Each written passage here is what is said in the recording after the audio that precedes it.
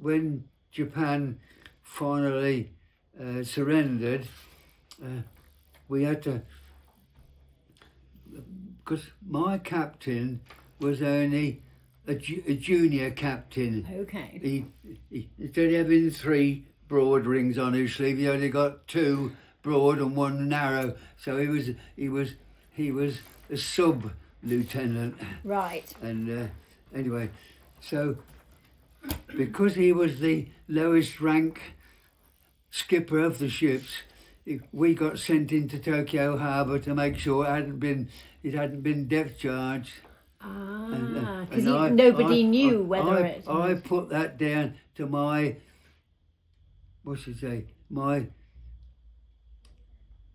the worst fear I had, because we didn't know whether the Japanese had depth charged and mined it.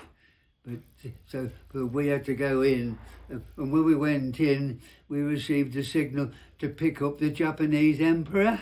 Oh my goodness! Yes, yeah, and we picked him up from the island of Maijima, and we had to go around all the little tiny islands, telling the Japanese had popped around all in little places.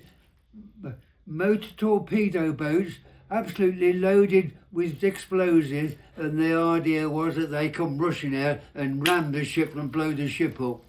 Yeah. And we picked up a Japanese naval officer, a Japanese army officer, and a Japanese Air Force officer, and we were flying the Japanese flag, the Royal Ensign and the Union Jack, and we was going round a little tiny island telling them the war was over.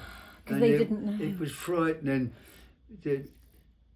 because the islands didn't know the war was over. We were there to tell them, and they come rushing out, was going to barge into us and blow us out of the water. But thankfully, with those Japanese officers aboard and flying the Nippon flag, they stopped in time. They realised that you came in peace. Yeah. Simply because once the Japanese realised that the American ships had got the aircraft carriers had got wooden decks, they deliberately crash landed onto the American carriers to set them on fire. With them being wooden. Yeah. When they tried it with the Victorious aircraft carriers, there was steel decks. They just bounced off. Oh my goodness. Oh, you realised that the treaty was being signed on the ship, or were you just getting about your day-to-day work? We knew something was up. Yeah. But we didn't know exactly what. Yeah. You knew some important people were on board. And I was what shall I say? On board ship you have lifeboats. Yeah. And I was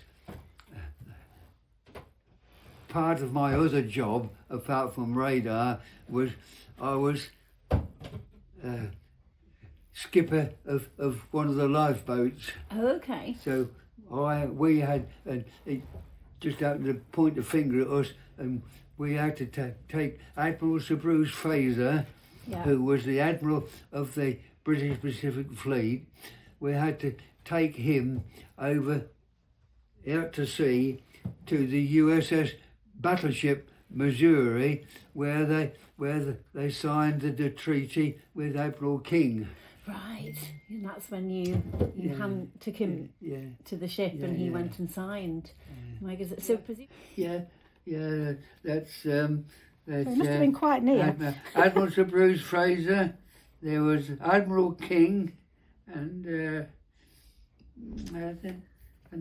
knew one of the pet officers, but I can't remember his name. I don't know how he got to be so close. Yeah. That's amazing. So you did see it. You saw it happening. I was there. Yeah. But I was